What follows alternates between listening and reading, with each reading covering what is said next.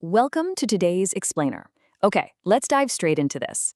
Today, we're looking at something incredibly profound. It's a micro-story. It's literally only 55 words long, yet it somehow manages to capture this entire massive life cycle of deep emotional investment, devastating loss, and perhaps the most tragic part, society's complete misunderstanding of grief. We're going to break down the actual anatomy of a broken heart by unpacking this short but seriously potent text. We'll explore the currency of love, the sheer shock of betrayal, and that incredibly heavy burden of carrying a pain that no one else can truly see. So what happens when the weight of a broken heart becomes just too heavy for the world to understand? I really want you to keep that thought right in the back of your mind as we go through this explainer today. We're looking at a story of intense isolation. It's about that terrifying space where a person's internal reality becomes so overwhelmingly heavy that it completely detaches them from the outside world. Honestly, it's a space we've probably all brushed up against at some point in our lives, which is exactly what makes this text so universally haunting. The story begins super simply. There was a boy who loved someone deeply. Right there, that is our foundation. Notice the pure, unedited vulnerability of that starting point. There are absolutely no conditions here, no reservations. The text doesn't say he loved cautiously or, temporarily. It explicitly says deeply. That establishes this baseline of complete, unarmored sincerity. Everything that follows in his entire narrative is a direct consequence of this initial, profound depth of feeling. Section 1. The ultimate emotional investment. Now, what's really interesting about this is how we properly weigh what it means to love deeply here. Love isn't just described as a passive emotion, right? It's an active, total transfer of personal resources. The boy didn't just feel a certain way. He wagered everything. He gave her his dreams, his time, and his heart. The text categorizes this investment into three very distinct pillars. First, his dreams. That's his future, his aspirations, the entire trajectory of his life. Second, his time, his present, his daily waking moments, literally the one non-renewable resource of his existence. And third, his heart, his core, his emotional center. Listen, these aren't just words. They are the ultimate forms of compounding human currency. By handing over his future, his present, and his core, he leaves absolutely nothing in reserve for himself. Section 2. The shattering of trust. And here is where our narrative takes a really sharp, truly unforgiving pivot. The pace of the story just accelerates drastically, and that mirrors the suddenness of the betrayal. All of that compounding investment we just talked about, it meets an abrupt, shocking end. We start at point A, the before, characterized by that deep love and total investment.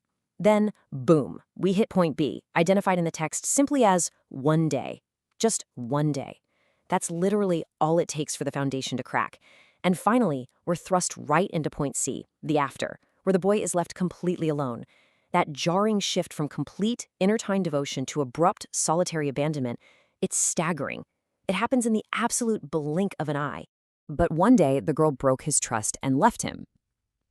Just look at the absolute finality of those words. There's no negotiation, there's no closure offered in the text at all. The foundation of everything he built his dreams and his time upon is just gone. The transaction is over and he is left entirely depleted. Section 3. The loss of control. This brings us to the immediate fallout. When you have given away your future, your present, and your core, what actually happens when it all collapses? The text reads, the pain was so intense that the boy couldn't control himself. So the crucial point is the direct correlation the source material makes here. It's a literal cause and effect relationship. We start to see how intense, invisible internal grief begins to violently manifest outwardly. The sheer intensity of the pain is the direct cause of his loss of self-control. His behavioral changes aren't just random. They are the physical symptoms of an emotional trauma that is simply too massive for his body to contain. It makes us ask this: why is intense pain so often mistaken for a loss of reason? Seriously. Consider how overwhelming grief can physically and emotionally overtake a person's behavior. When the pain exceeds our human capacity to process it cleanly, well, the fallout is messy. It looks chaotic. To outsiders, it looks totally unreasonable. But it isn't a loss of reason. It's a survival mechanism that's just completely overloading. Section 4. The illusion of madness. This brings us to the core conflict of today's explainer, the stark, harsh contrast between what society observes and what the individual actually endures. People started saying he had gone mad, but in reality, he was carrying the burden of his broken heart. And this brilliantly illustrates that juxtaposition. On one hand, we have the external perspective, the quick assumption of madness. On the other, the internal reality, the unseen burden. It's really profound. The outside world looks at his lack of control and just slaps this harsh, dismissive judgment right on him. But the tragic, hidden reality tells us the actual truth. He isn't losing his mind. His heart is physically weighed down. In the context of this story, we really have to redefine the word madness. It is definitely not a clinical diagnosis here. Madness is just society's mistaken label for uncontrollable, profound emotional pain that it simply fails to understand. Think about it. It is way easier for the people around him to just call him mad than it is for them to actually sit with him in his complex, messy, agonizing grief. The label is a massive failure of society's empathy, not a failure of the boy's mind. Section 5, Carrying the Broken Heart. The initial shock has passed, the judgments have been cast. What remains is the unseen, lingering weight that the boy has to continue to bear all by himself, the burden of his broken heart. That is the true reality. It's not madness. It's a burden, a heavy, completely invisible weight that he carries long after the betrayal, long after the societal whispers fade. It is the lasting consequence of giving away your dreams, your time, and your heart, and having them handed back to you in pieces. Which leaves us with this final thought. How can we better recognize the invisible burdens others carry, rather than rushing to judge them?